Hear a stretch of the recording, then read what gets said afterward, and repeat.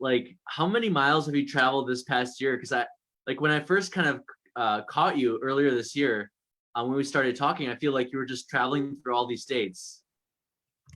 Yeah, I do travel a lot. I've been traveling pretty full time for 4 years now, just over 4 years. Wow. Um, Yeah. Wow. when I had my one vehicle, it was called Spaceship One Love, and we put 130,000 miles on that thing in the 2 years that I owned it.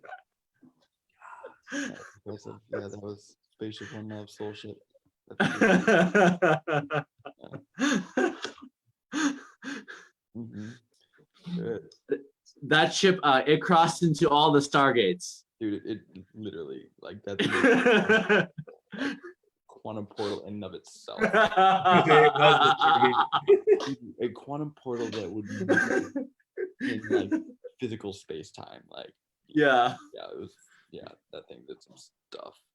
It had like its own antenna. It just like knew where to go. Like we were like, oh, look at that mountaintop. Let's go. I seriously say that was not only it was my home because I had a fold out tent off the top of it, so it was in a very tangible way my home for a long time. But I joke that was my home, my mother, my father, and my lover all in one.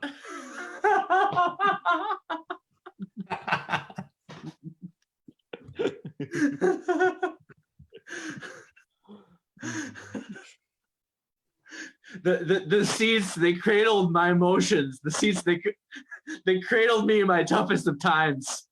Real talk. That's like so true. Like it was wow. It was I had my altar space in there. If I'm like out traveling and I'm having an experience, I go that was my sanctuary. I go back into my spaceship and I sit and meditate. I got my altar there. It was my space. Yeah. When you were going through New Mexico, did you pick up any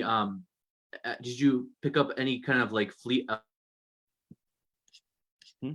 fleet? That was the Rainbow Love Starfleet.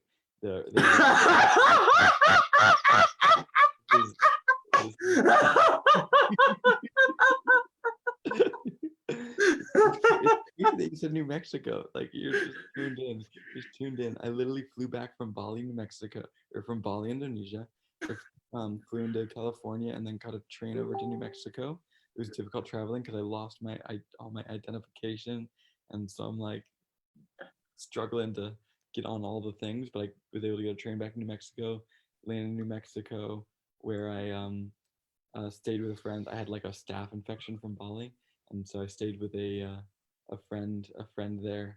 My friend Ray and his partner at the time, Victoria, who was like an Ayurvedic specialist, and they helped nurture me back to health. So I got to connect with Ray's girls, and with Victoria and all of them, and helped heal my feet and heal me up and get me ready until my friends who had been borrowing my car came and picked me up, and we went to the first festival at Three-Sided Hole, and then journeyed up to Colorado, saw Nako and some other people perform at Red Rocks. I did a journey back down to New Mexico again, came back up, swooped up my friends Daichi and Matthew, then our friend Scooby, randomly, I'm picking up Daichi and Matthew. My friend Scooby just like is a look.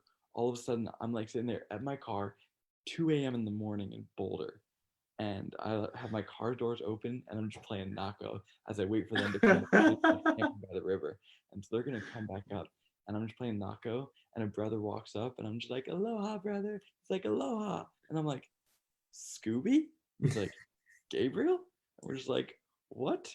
And he literally just had some crazy experience where he just like lost all of his stuff on a bus and was totally unsure what to do and was just walking around chanting Om Gam Ganapatiye Namaha. We were that something happened. And so all of a sudden he like tells me that, and I'm like, "You want to go to Project Earth? We're going to Project Earth in Minnesota festival." And he's like, "Yeah." And so he hops in, and then he does his Scooby thing and like makes the whole movement be like a movement and shares it online. And and we go to Project Earth. We journey from there, oversee AMA in Chicago, go all the way down to Asheville, and go to Lovolution Gathering, where we meet up with other friends who give us a van, the Love Ship Sanctuary, that adds to the caravan. So now we get 2 vehicles in the caravan. And then we go back Wow. to New Mexico, Colorado, pick up 4 vehicles in the caravan, journey all the way to Rainbow Gathering, and we just kept picking up like steam. And the Rainbow Love Starfleet was like traveling around, connecting with the Soulfire Caravan, the Full Circle Attitude Gratitude, and creating this like interwoven tapestry of caravans that were traveling around the summer in the 2017, Wow. which is the 50th anniversary of the original Summer of Love in San Francisco. Wow. Yep. So the Rainbow Love Starfleet was quite a thing.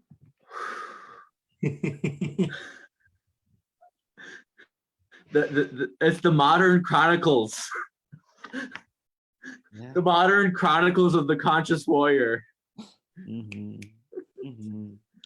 Indeed. So yes, there are so many epic stories and plenty of epic stories to be told, but we hopped on this call because it seemed like you, Mr. Paul, were interested in talking about some amazing things, and so Yes, I want to grab some water real quick. Good. One sec.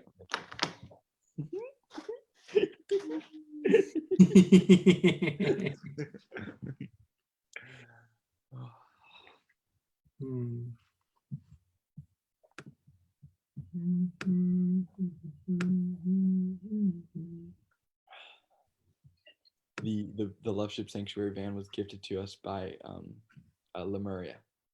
Oh, really? Wow. It was a goddess van shared by Lemuria, her other sister Shia, and another sister Dara, not Adara, Tara.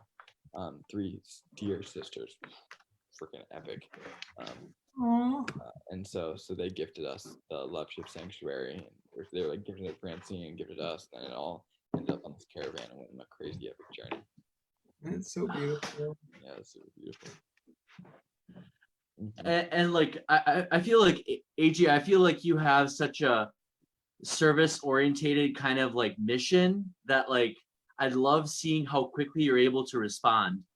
Like if you're like send here, you go here, and I mean that's just incredible. That's an incredible story. Like that should be chapter 1, or like maybe that's already chapter 10. Yeah, there's a whole book that can be written. I started writing it, put it aside for a while, but it's a fun one. Like especially when we weave all the characters. Like Gabriel's soul is like my like rainbow star like character. Like that's the character I created in my story, and so and then Scooter Eggs and Daichi and Matthew Bear and all. It's a fun story. So one of these days I'll get around to writing and publishing up more of that. But yeah, I appreciate your enthusiasm about it. Yeah, so like I guess there's not really a meeting structure, but I guess like we can kind of just go around and just say like 3 of the like most like potent words that like are on our hearts this week, maybe, or just yesterday. Like 3 of the I'm curious if you want to like plant a seed, because you pulled me and Michael in, and I saw you making a Facebook post as well, with a certain seed. Especially you were like saying you wanted to chat about the meditation last night. Yeah. And so I'm curious if you want to like share a little bit about what's alive for you in that, and sort of what you were wanting to discuss.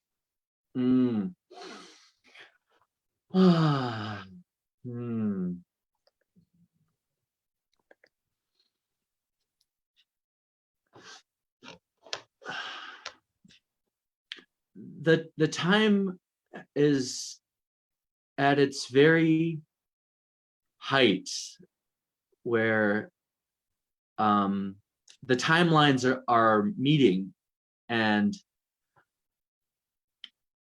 at this point of meeting, it's like everyone is talking about the stargates. Like literally there's like a meeting, and I just feel like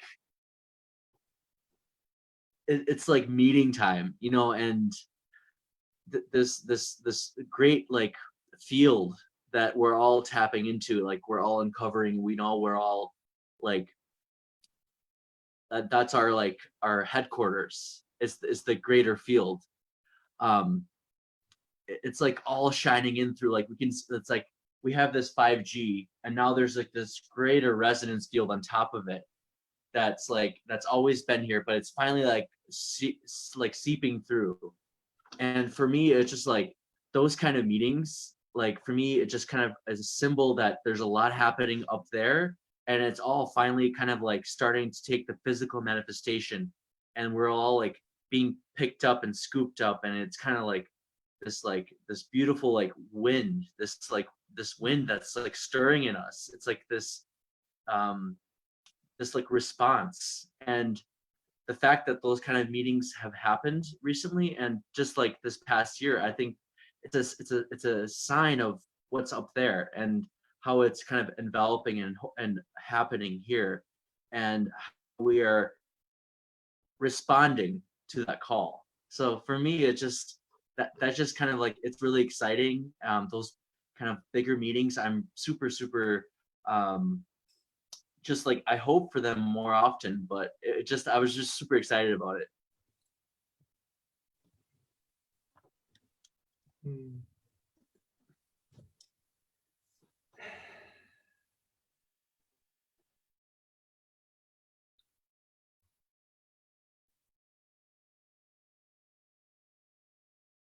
Mm, I have a question. mm.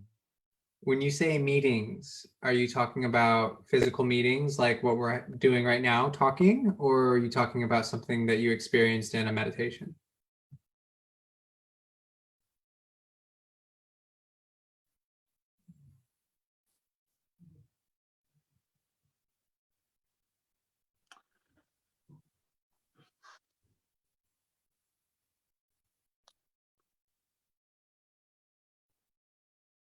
Like during the meditation, I felt more of a physical meeting. It was a very physical kind of energy. um I feel like we're always meeting in different, not different, but in other expansions of ourselves and expressions of ourselves, and we're here now, like physically remembering that we've already met, kind of thing. Hmm.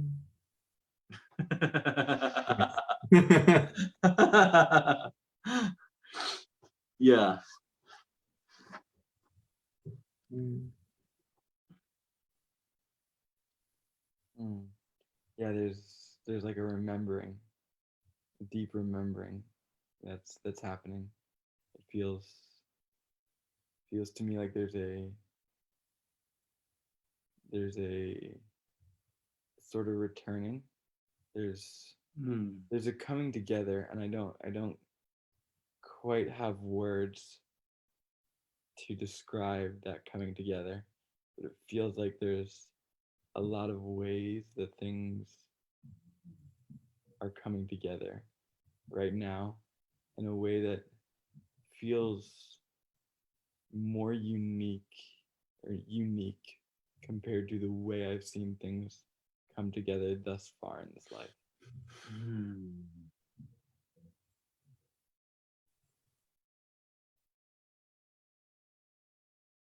Resonate with that. Yeah.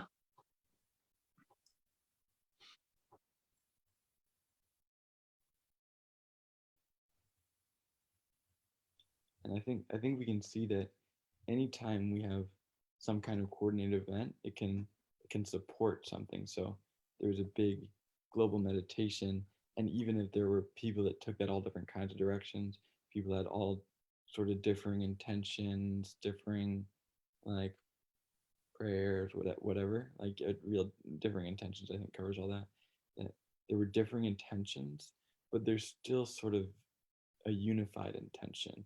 Like Hmm. everybody intended for like I think peace, goodness, like all of those were sort of a like shared. Like it was a meditation, and like peace is I would say a quality of meditation. And so it feels like peace is sort of a shared intention around a lot of that. And so that's a lot of people coming together and choosing to come into deeper presence and choosing to come into deeper presence with other people in somewhat of a shared intention. I think that can create a really powerful effect. I don't know what that effect is or quite how it works, but I do feel there's something powerful. And I think that, given all that's happening at the time, coronavirus, everything, and how it's already bringing up more within us and showing us more of ourselves, I think creating a synchronized event like many people did last night at a time when things are already tumultuous and different than the norm creates a powerful opportunity for something new to happen.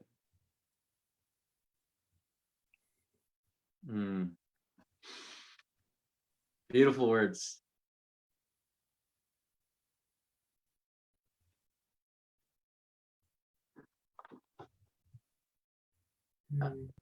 I feel like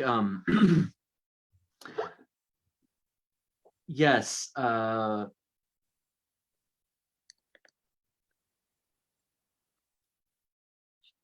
if we create even a minute of harmonious kind of intention for even a minute in a group of people, 50,000, 60,000, 100,000, 1 million, 2 million, like I believe the effects of that, like long term, are like way more than even me, little Paul, can understand.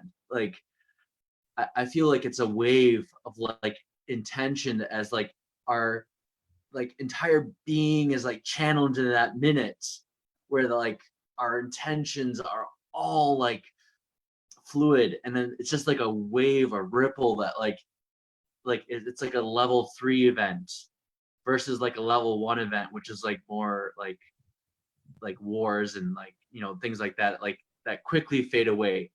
But I feel like the creative like Gaia energy is like, that's like a Gaia expressing itself in like a massive manifestation. So I so vibe with your words.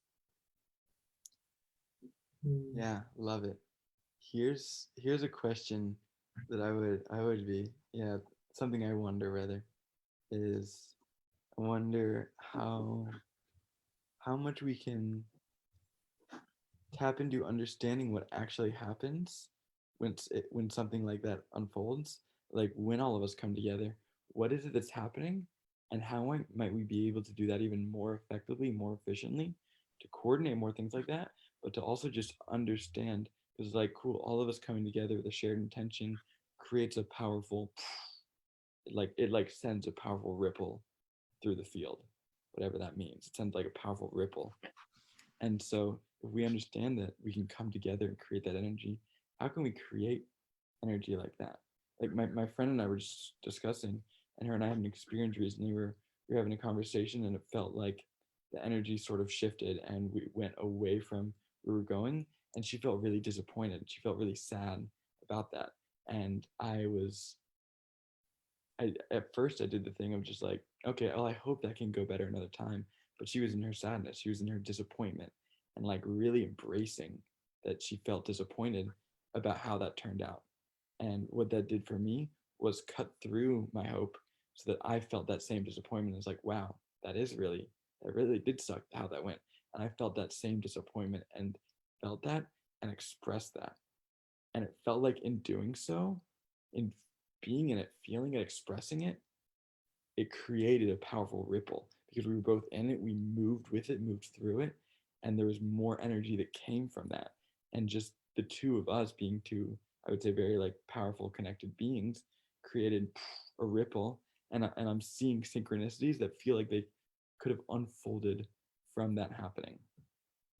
And so I think we can come together with 100,000 people and create a powerful ripple, but we can come together with a few people and create a powerful ripple if we understand the power that is within us, the power of what we feel, the power of what we express, the power of what our experience is. I think there's a way of understanding that to a deeper depth so that even coming together in small scales, we can create a ripple that's as powerful as that one that might have gotten created with 100,000 people tuning in. Hmm.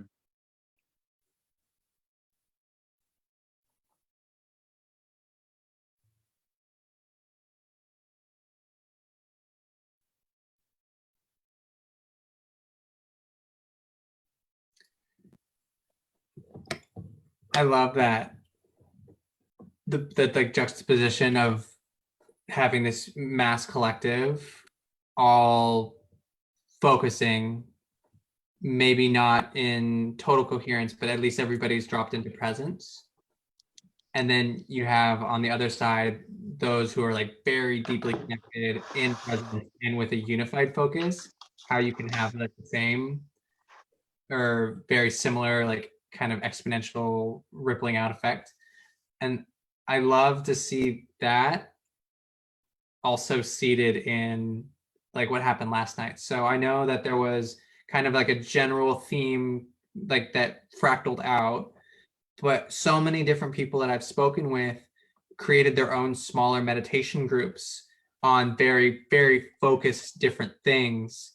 And we're planting these seeds that have then waved out and they're talking about it. Like we're having a conversation now about our general experiences. And I know a lot of other people have been sharing their experience of what their meditation was like, or even the shifts they've noticed today in their reality since having that profound experience last night. I know in my personal experience, the depth of the meditation that I was able to get to, and I was totally dropped into just myself. I didn't want to join another group. I wanted to very much be in my own being. And the depth and profoundness of the meditation that I was in rivals some of the most profound experiences of my life. It was up there and like, you know, there's not a number on it, but in the top experiences. And if everybody has that and is sharing out that energy and like riding on that energy, I see that as the what is really changing or what can really change the world. So whether it is everybody is in this deep coherence or just small people or even just individuals, when you really tap into presence, that's when things start to change. Mm-hmm. And I want to make sure I'm like hearing you right. Is the point you're really hitting of like, cool, we're creating this huge unified field, and within this huge unified field, if like two of us come together, five of us come together and create a really powerful one, and it's like our intention, our that which we're cultivating ripples out to the unified field, which then sends it even further out. Mm-hmm. And so we're impacting a field that's larger than us, that's then impacting like a more universal field. Mm-hmm. Yes. Cool.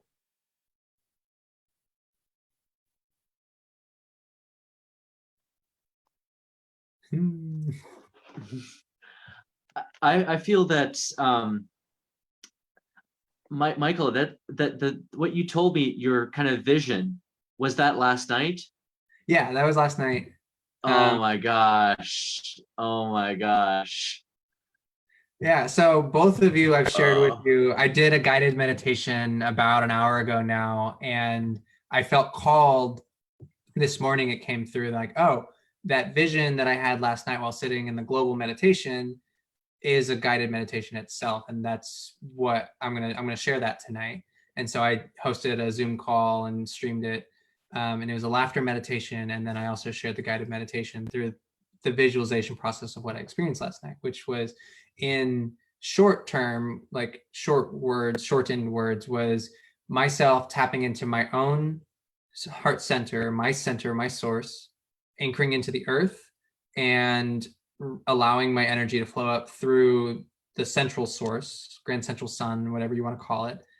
And from that column of light, I birthed a really like in shorter words is like a fifth dimensional presence. It's like that's what I feel like I was tapping into. But I saw my body split open like a flower, and then I had this lotus flower emerge from me, and I had a top-down visual field as I was rising up from Earth. I could see Earth like shrinking away, and then I moved through the astral plane, the fourth dimensional plane, and I saw like my guides, and I saw different timelines and memories and um, different dreams that I've had, like very quick, like rising through this ocean, the astral sea. And then I found myself in a new space And in that new space, from there, I could look down, I could see the earth as a little puddle that my lotus was anchored in. And I could see that puddle being like rippling out through this like astral sea. And then I realized I could look up from there. And as I did, I noticed all these other light energies that were similar shape to me, like having like kind of a head and a very long energetic body. And they were coming from all different directions. Like there's like a toy from like when I was a kid where you'd put these like glowy light sticks in a thing. And it was like that. And it was like filling up this like dark space, this room essentially. And each light that would come in, I wouldn't physically recognize it like in sight, because we were all these like my being was like a single eyeball and it had these like geometrical patterns around it. As I looked up, I like kind of had this like flowering effect, and I felt like I opened up like a lotus, and I saw all these other light beams coming in, and they all opened up as their like divine geometric expression. And I immediately recognized the energies of each person, but I didn't physically recognize them. But I had that feeling like when I meet people that I feel like I've known my entire life, I've known them forever, and we end up being great soul friends. Like I got two of them right here, and so many more in my field. And each one of them would show up, and even sometimes you would be like, "Oh, that's a couple people that I know in this life on that same expression." Like all these different people coming in, and each one of them, the beacon of light that they were riding in on was anchored in a different version of Earth. And we're all meeting together in this one room together, and it was like instant dance party. Like everybody just went into celebration mode, and it was like joyful, and people were laughing and dancing and singing, and there was music, and it was just this like crazy alien dance party. And it was so much fun, and it was like everybody was really excited to be there, but there was also this like kind of like hint and tone that everybody had always been there. Like we were always there, and it was just like awareness showed up, consciousness showed up, but like the party always is going on. Like, and then it also came through like that is the source of joy in my experience, in my field. Like that is where my joy literally gets channeled from, is this like collective connected dance party in the 50s. Yeah. And that's also where like love is very much tied into that. It's not really where it's from, but like joy is from there. And then peace only happens when you are able to tap into that like expression, that like deep expression, and from there you can tap into peace. And when we all like agreed that we were done, like it had been eternities, but it's like, okay, it's time to go back to peace. Everybody came together and we were holding hands. My hands started tingling, and then we all kind of giggled and were like, that's not enough for that right now. And then we all came into this like hug, and we hugged in a circle, and our hearts lit up, created this beacon that continued on. So like all of our separate energies from all these separate versions of Earth became one unified energy source and beamed up out of that space into a higher dimension. And then all together we dropped back down and went back into our versions of Earth. And as I dropped back down, I dropped back into my body. Oh, okay. And then I had this like white column of light split my body in half. And then I opened like a doorway, and it was the doorway to peace. It was like this white, pearly, heavenly light that was now flooding out of me, like a doorway had just opened up. And that was the peace. That was peace. Like getting to experience the joy grounded in the love of the earth. I was able to open up peace.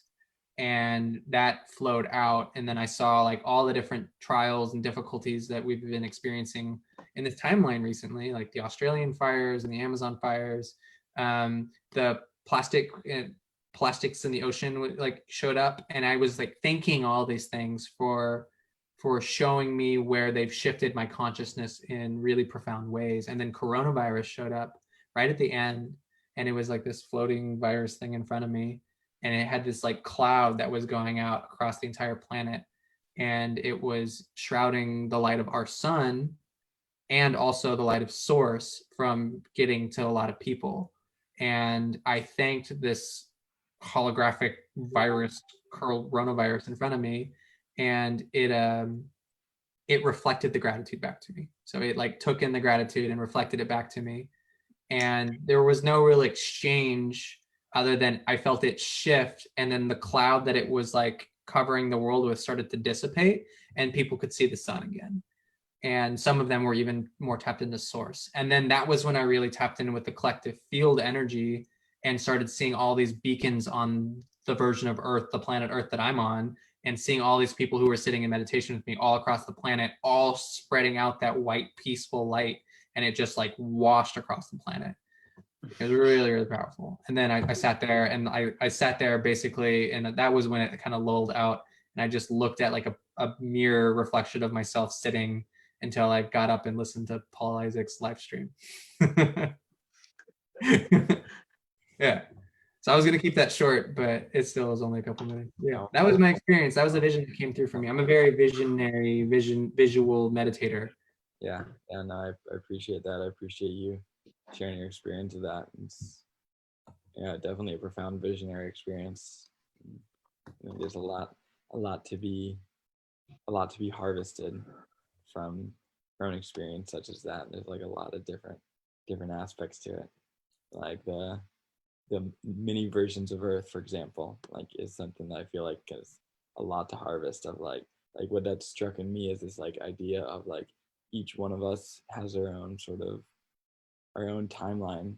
Like we have our past and we have our future, and it's like our future includes the Earth, but it's like my future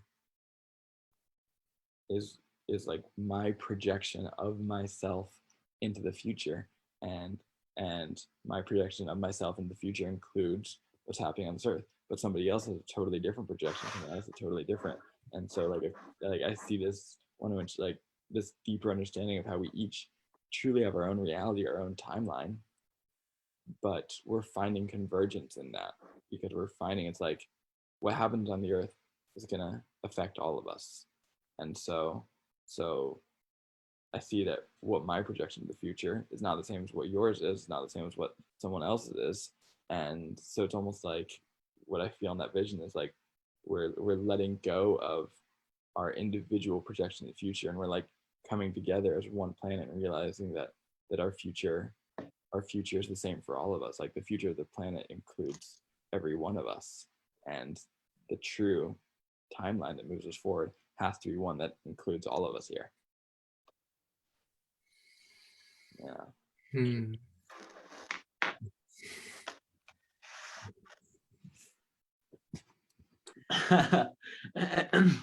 And for me, wow, thank you guys for sharing. Wow, amazing. For me, what I'm seeing, Michael, when you said that, I'm seeing, let's see if we can see this. I'm seeing this kind of like, this giant grid, okay? And say that each of us, like what you're saying, we are from different points.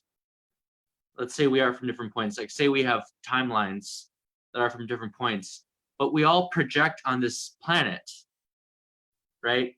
And the whole thing is, the question is, who's going to take responsibility for Earth? Like there isn't. We're all indigenous to Earth. Was the message that I was getting yesterday? Is that our human bodies are indigenous, but our timelines could be from many different dimensions. It could be from different points in the galaxy that we all somehow have traveled or lived through, but here we are all on the same fields of existence. And then the question becomes, is our star origins or like places of origin could be who knows where. It's all kind of out there, and we have to make sense of our history and our timeline, that here now we create a geometry or organization. And AG, you're kind of talking about that organization. Is that, how does that organization kind of start to reflect a new geometry, a social geometry that starts to kind of reflect maybe a more sacred shape, because maybe our interactions, growing up, for example, have been distorted from like a sacred geometry, and then now we're kind of aligning ourselves with like a different geometry. I don't know. I don't know. That's just kind of what I'm feeling from that vision. So my harvest from that same thought, like I love that there's two perspectives there. My harvest from it was that each person that was showing up in that space is from a different timeline on Earth. And Okay. at this time, in my experience, many different timelines are converging on the same point of like, this is a soul family, like the geometry that has been created and was created long ago or in the future or outside of this time, that geometry that is coming together, is starting to really lock into coherence as these events like a global meditation are created. And the global meditation, one, creates the energetic field for a lot of this energy to start to shift. And then two, also makes it very clear for me individually to find those that I need to connect with. Because now that the energy is shifting, it's a lot easier to see things in like, it's a lot easier to see the points of light when things are moving around rather than when it's totally been like dumped on and just dark. And so now that lights are starting to come on, I can see the patterns and expressions of the people that I'm supposed to be connecting with and bring in the codes from their different timelines of Earth. And together we're birthing this new version that benefits all of us. And it's all these different timelines basically coming together, converging to create a new one that is like the best one for all versions coming together in that new geometry. That was like the message, that kind of like concept I was able to get out of it as I was leaving it, was like, oh, okay, so we come together in these joyful, expressive moments to bring in the best. It's basically everyone gets to share their dance moves kind of thing. Like everybody gets to sing their song. And when you have all that together, then you have the perfect festival. Yeah. But it's Earth. Yeah. I wonder if there's a different way we can express that thing about geometry that more people might be able to grok. I feel like the words there might not reach a lot of people. So I wonder if there's a different way we can express what it is to come together in a sacred geometry.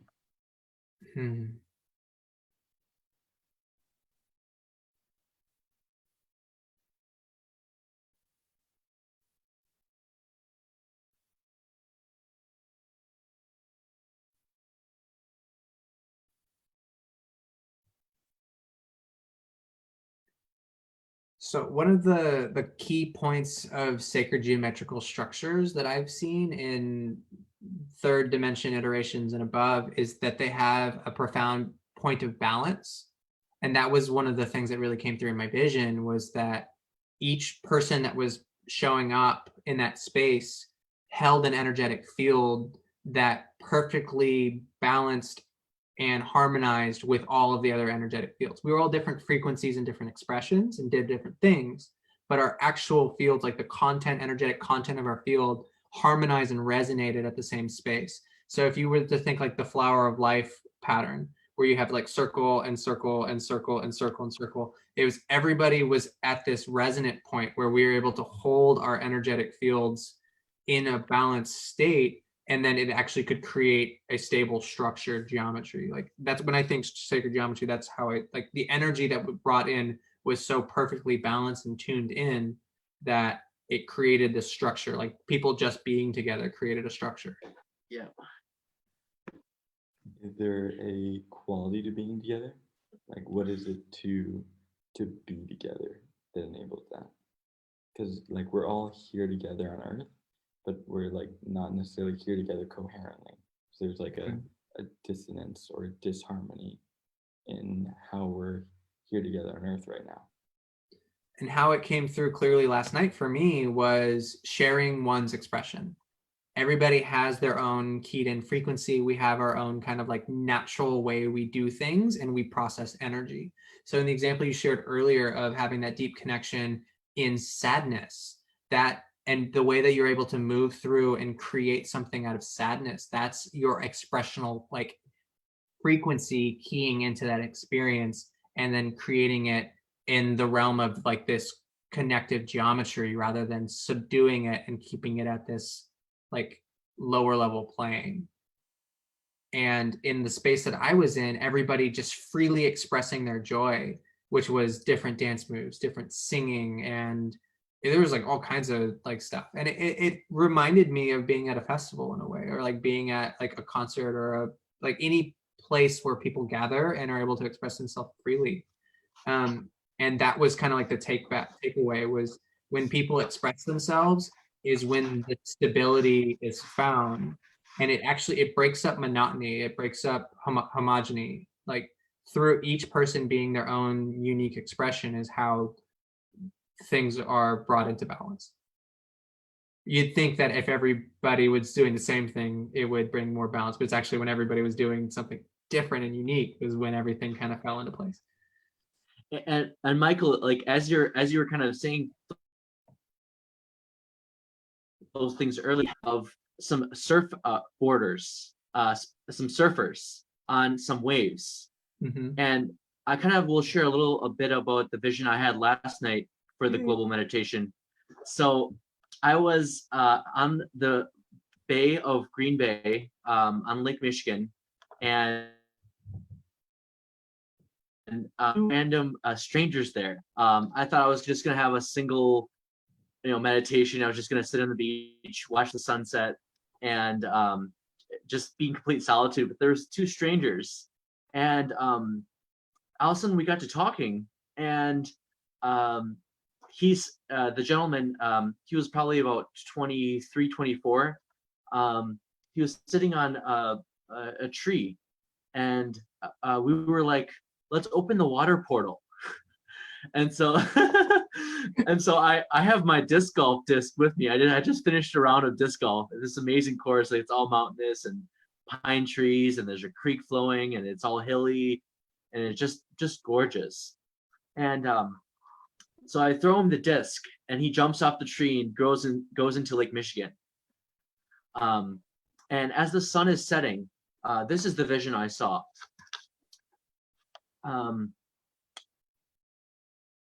I saw the edge of the earth, like meeting at the sun, and it looked like the water was like this endless like pool. And I saw the edges of my like vision as like my like reality bubble. And so for me, like, that meant that I'm seeing to the limits of my reality, but I'm seeing the sun, right? So it's right there. It's in my reality. But also there's the edge of earth. And so I started following the lights through on the water, trying to see as far as I could see. And at some point, it stopped. There was an edge.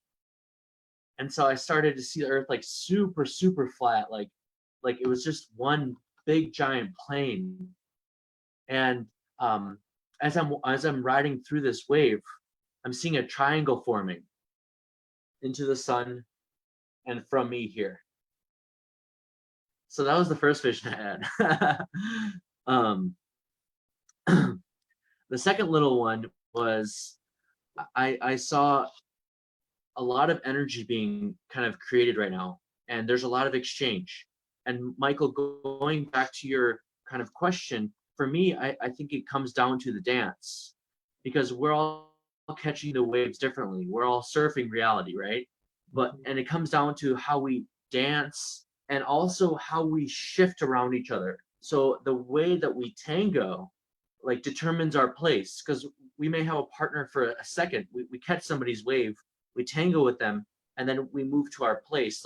And then the geometry slowly starts forming as humans start to have like remembrance of the dance, right? And then we all start dancing, we get to our places, and then we start this harmonic dance. And it's really hard to do because we're on waves, right? We're surfing reality. It's really hard to form that, because like our reality, the way we're interpreting reality is not static. It's like we're always riding, like we're always like moving. And so that's the hard thing, is that like to form the geometry while things are like shifting all the time around us, our minds, our emotions, our feelings, our ego, our, everything is shifting all around us. And so trying to find that, like, and as I'm looking into the sun, I'm just feeling like this complete stillness, like on the water. It was just like complete still. It was just like it was like literally looked like it was like one plane, and it was like one plane. Like I'm looking at the earth like very flat. Um, and what I ended up seeing, I ended up seeing a line from the sun and several circles on each side of the line. And the circles started like jumping the line. For me, that represents us like jumping potentially dimensions, potentially jumping some kind of barrier. And as we jump those barriers, there's a fire that starts forming. I saw like a motor that started kind of coming online as we started jumping over this line. I don't know if necessarily like the circles represented humans, but it represented some kind of life that was like jumping states of being. Um, so, uh, and one last thing, I've also been seeing that kind of like column of light you mentioned, and actually I see mine as a giant treehouse. And so like up there at the very top of the treehouse, like sometimes I have dance parties where like I invite people to go up there. Like I see ourselves as like giant trees, and like all the way up in the sky we have like tree houses, and we have like fires up there. There's like many, like hundreds of stories, and like at the very top, like I don't know how far it goes, but I know like sometimes I have dance parties up there up top, and like I just like just like when you're dreaming, you have like random people. Sometimes up there, just like random people show up, and or people I know or things like that. So yeah, the column of light I resonate, but for me, I'm seeing it as like a tree. I see it that way sometimes too, where it'll branch out and then my roots will like really ground in. That's another way it manifested in my vision sometimes. It didn't last night, but well, last night it was like a lotus, like the flower was the branches. Mm. Amazing. Thank you for sharing that vision. I want to share what my harvests thus far are. My harvests thus far are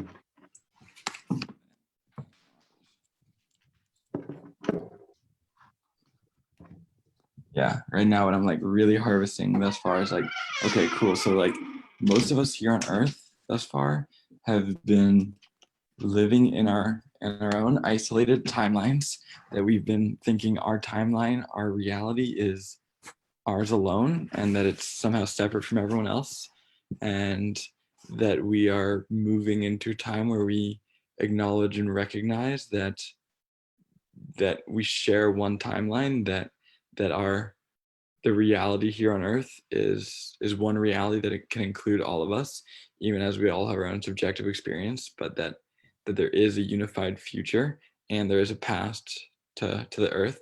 And so it seems like that we're coming into that, and that coming into that means being in harmony, which means being together, and being together and being in harmony means each of us being our own unique expression of self, each of us being who we are in a way that is uniquely us, which is then, and to be that is like surfing a wave, is like doing a dance, and it requires some ingenuity and to be creative in the way that we're flowing.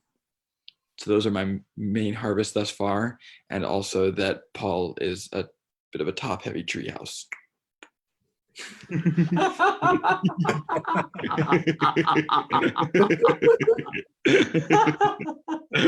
Oh yeah, I'm way up there. Help me down. Do you need like an elevator that like brings the tree houses down, and then your tree houses are just like on Earth? Maybe build some houses on Earth first, and then like build some down here, and then you start building up to the higher ones. But maybe see what it's like building some on Earth, some like gardens and all that. Brothers, there's so much to build. There's so much to build. We have a whole lifetime ahead of us of literally building. We are, we are endowed with like strength to build, and I cannot be more excited just to look ahead into the future and think about the things that we're going to build, whether it be actual structures, geometries, blueprints, codes. Like Mm-hmm. we are Totally. the next generation. Uh-huh. And I had an idea right before you started sharing that, and then Mandy had one new. Mandy's suggestion from the Facebook comments was zip line. So maybe you build a zip line to zip line down from your super high ones up in the trees. My like thought was like if you like pass the blueprints down to your like find your way up their blueprints, and then you like pass them down a level and down a level and down a level until you've passed the blueprints for how to build those ones up there at the top, and they've passed them all the way down. Then you're like building those epic ones there, but building them all the way down on Earth too. So I think that would be effective. But I think Mandy's suggestion of a zip line is also totally on point. Well, the thing is, like those realms, like the magical realms, exist. I feel it all the time. I feel like we are multidimensional beings, and we have a multidimensional story. I know I do. I know you guys feel it too. A multidimensional story. It's a very multifaceted, faceted self. There's yeah, it's like it's a jewel. Yeah. Something to that jewel in the lotus unfolding thing. 'Cause there's so many different ways to peer into that which we are. But for me, I feel like there's this multidimensional story, this narrative that's happening, and um, the whole story itself, um, it's peering through, right? And so we all work at the super consciousness level. Like we all work together, and we all have this magical stories. We all have this magical interaction where we can fly to each other's tree houses and have dance parties, or things like that. Like the magical realm is 100% for me real, in a sense that there is a beautiful love story of like humanity, like living together in harmony, and it's all kind of up here. And yes, like you're right, AG, like we're bringing it down, like we're trying to connect up and bring that story down and root it back into earth. And then as we're on earth, we're also like regridding the actual reality structure through like a new weave. So like we're like spiders glinting in the sun, like trying to bring the weave and like, yeah.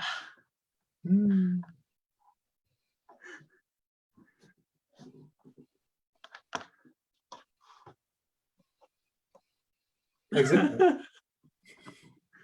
Mm-hmm. I Yeah, love I that. think story is a very important topic to like. I hear you saying that we can connect in a story, that there's a story, and I think that's a very important topic. And get some other conversations I've been having of like story and metaphor, and how the narrative for the earth thus far has been a very harmful narrative, and that is how most people have been connecting, is inside of a narrative that we are like we dominate over everything else. Like the earth is ours to take from, to harm, to do all of these things like that it's ours to take. um and so it's been a harmful narrative that's been passed down for a while. And what I feel happening, which I think is a lot of what you're pointing to, is there's a new narrative coming in, a new way that we're looking at things and relating with things, like that is more like relating to the earth as a parent, the earth as like a mother in a big way. There's different analogies and things that we can weave in to this narrative, to this metaphor, to the story that we're a new story that we're telling. And so I think one of the big questions for me is, what is that new narrative, what is the new story, and how does that story spread? Because right now it's like, you know that story, a lot of us are connected to sort of a new narrative, and in that we're able to connect in it. But a lot of people aren't in that narrative, and so it's not able to take root and have the kind of effect that would bring about like a true tipping point. And so what is going to enable us to spread that narrative, to spread a new story such that we can begin to gain the momentum to include enough people to reach an actual tipping point that can reset the direction of this earth so that we begin moving in a direction that is truly harmonious for all, in which that story begins to actually be the actuality here in a big way or something. It could come down to just literally a pair of glasses. So it's all about perspective, and for me, like, I think maybe I got dropped in the head or something. I just like see weird things, and or I believe it's a gift actually. And I believe we all have those gifts, and uh, sometimes like through our pain, through our difficult times, like those gifts become uncovered, and that's one of the things that's really hard about education, is that education doesn't naturally open up like your personal like superpowers, your personal like kind of technologies. And so through life, you kind of open up this technology. You realize like I can overclock and override certain programs, or I can actually download and bring upgrades to my like system, or I can like add new parts. If I'm having this conversation, I'm literally building right now my system through this conversation. I'm giving outputs and I'm receiving inputs, and right now I'm receiving outputs and inputs from the universe and from everything, right? But I think what could be just on a common level, for example, we have a pair of glasses that we could actually see into the galaxy and see all the nebulas and see all the star clusters and see how the stars move. I think it's all going to come down to vision, being able to see, to start to feel and see the other kind of like scientifically what's happening, both on our Earth, how magical it is, and also in the galaxy and our star family story. Like if we're able to see like through the galaxy into the stars and see the vastness of the galaxy, if we have these like ability to see that, like that could open up a whole realm of us seeing how magical it gets, more magical, more connected, more of the geometry, more of the patterns. It all comes down to like the special classes. But I think that's still something for each one of us can open our perspective, open our mind, and see things in a new way. No doubt about that.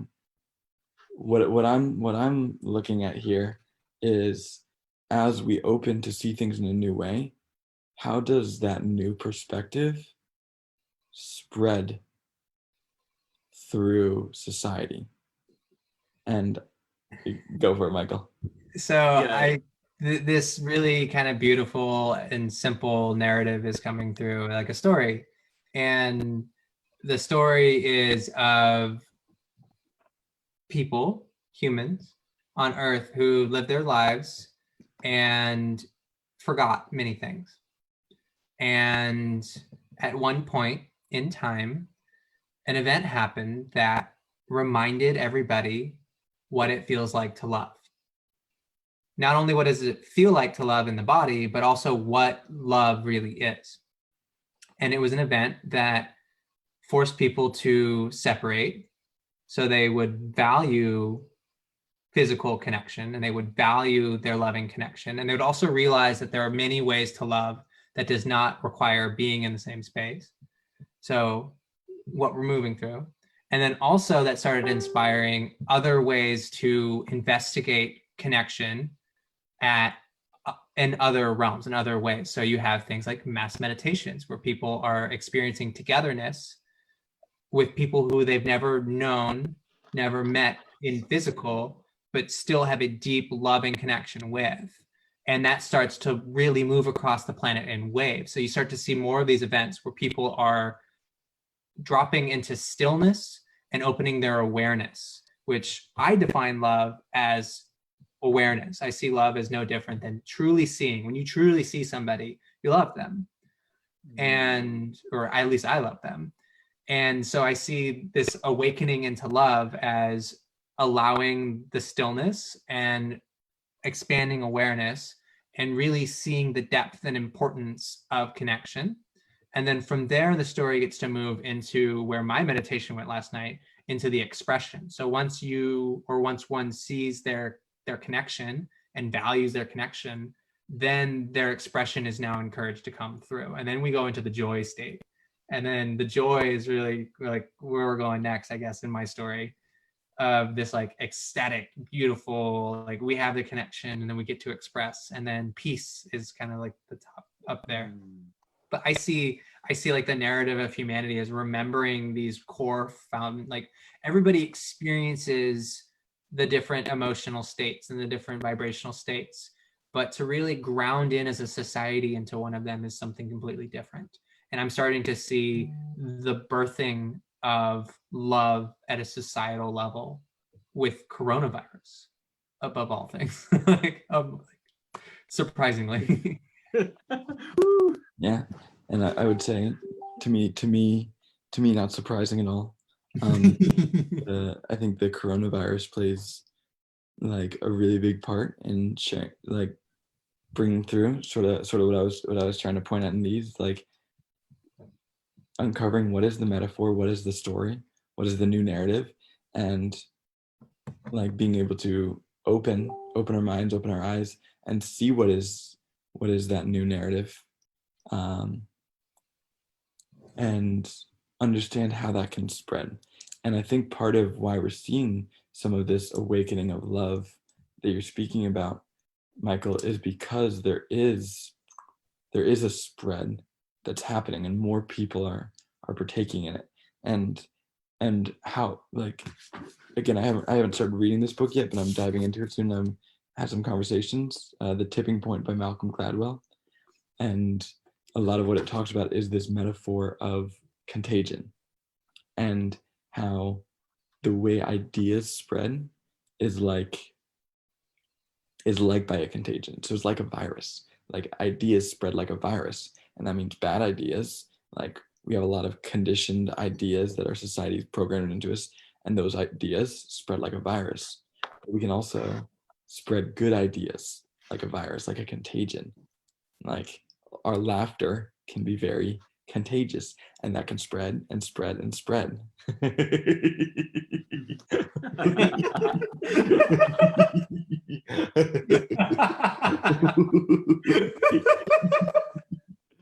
Mm. Mm. And so if we look at what that new narrative is, if the new narrative is something that includes like a metaphor that the earth is like our mother, and we treat the earth like a mother, and we treat all of life here on earth like a sibling, and we create a metaphor that tells a story something like that, that creates a new narrative that leads all humans to act differently. Because when the global, the collective narrative is that we treat the earth like our mother, and life on earth like siblings, then we have a completely different frame set for how we interact with things. And we stop seeing people just throwing trash out because that wouldn't make sense within the new narrative. And so there has to be a new narrative that takes root. And for that to do so, it has to be able to spread. And so I think the coronavirus is giving us a beautiful example of seeing how something can spread. And I think if we tune into the possibility for things to spread like this, then we can really explore and understand deeply how these new narratives might be able to spread through the collective, through all of earth, all of life on earth, all of humanity, spread. And in like moments, we could see this new narrative take root on earth, and people all of a sudden be living in a radically different way and relating with one another in a radically different way.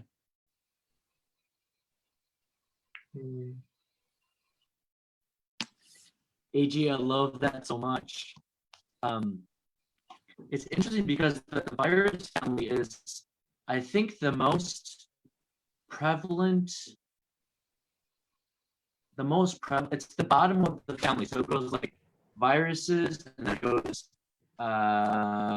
fungi, and then bacteria, and then it goes in terms of genetic complexity.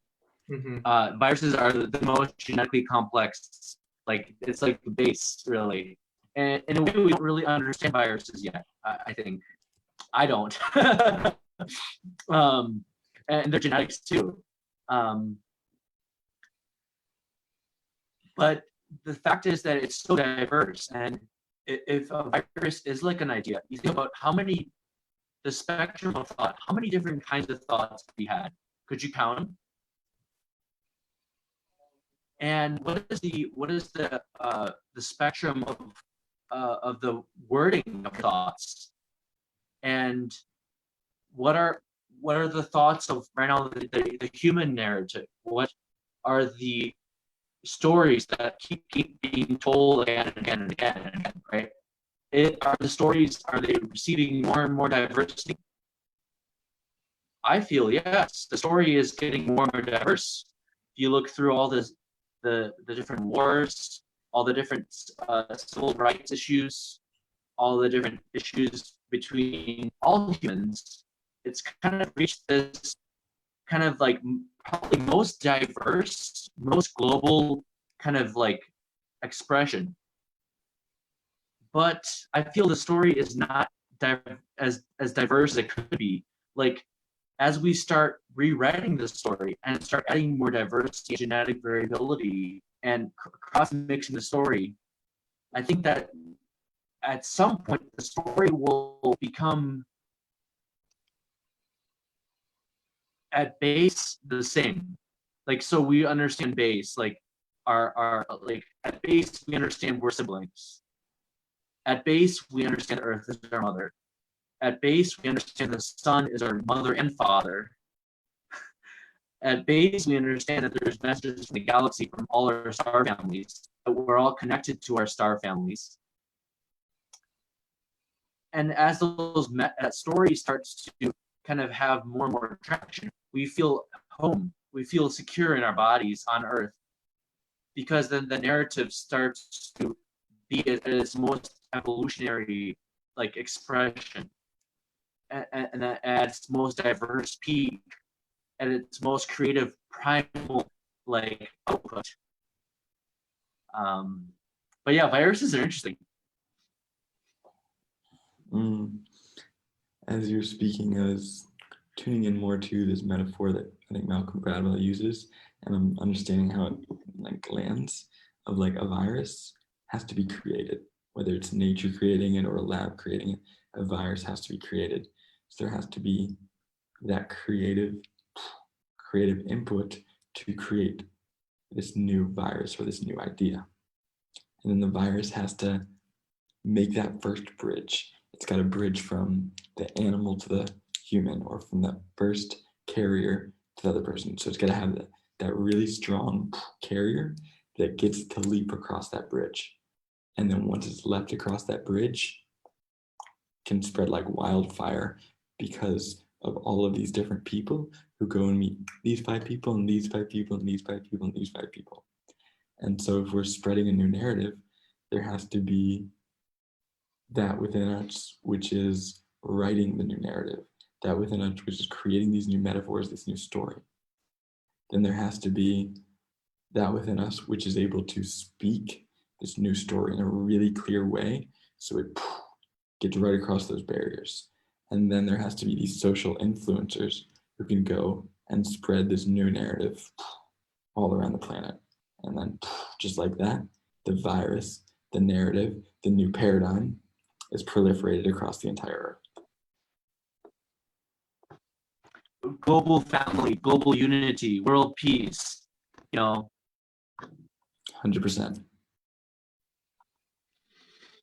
Where my mind went on that, yeah, I don't know. There's a lot of things that come up there.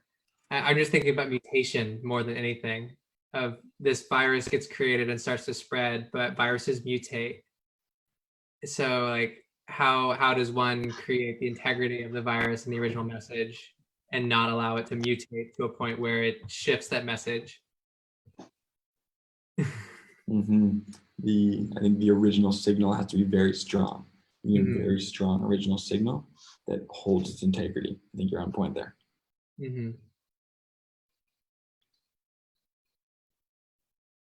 Hmm. I'm seeing as like the base, like the very center, like of the virus is like a super packed photon, like a little beam of light that gets trapped, and as it travels, it starts to take on different like resonances. But at the very base of it, I personally believe, the base of everything is solar code, and that the creation is based on solar code. And so at the very minute microscopic level, little beam of photon, and we're literally like light family. We're light family. Like like this whole galaxy is a light family. Like the entire galaxy, like everything in it is like one family. Oh, I think, yeah, that's totally a part of what we are all reminding one another of and spreading this. I'm so with that. And Michael, I wanted to hop back to your point earlier, just reflecting more on it. I think it's okay. I think if what we are spreading is clear, we don't need to hold a certain integrity to control it. We can understand that it will mutate and it will change. And if where it came from is a good space, if we're spreading a good message, then it's going to mutate in a way where it'll evolve to spread how it needs to spread. And we need to relax control and let it spread however it's going to, and let it evolve however it's going to.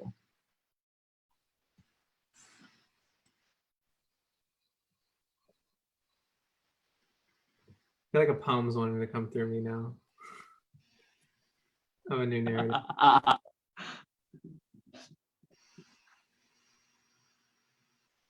Yeah. I just want to say I'm at about like the 5 or 10 minute mark for myself. Yeah, same. Yeah, I gotta run here soon. Cool. Beautiful. Complete. I feel like But after the poem, so much beautiful clarity on this call. Like this has been amazing and fantastic. I feel so yeah. comfortable received there, and that we've been able to share this in the wider way. And yeah, it's happening. So thank you both for being present. Thank you. Thank you, Paul. Thank you. Ha ha Hanumani G. By the way, amazing song, AG. Amazing song last night. Wow. Woo!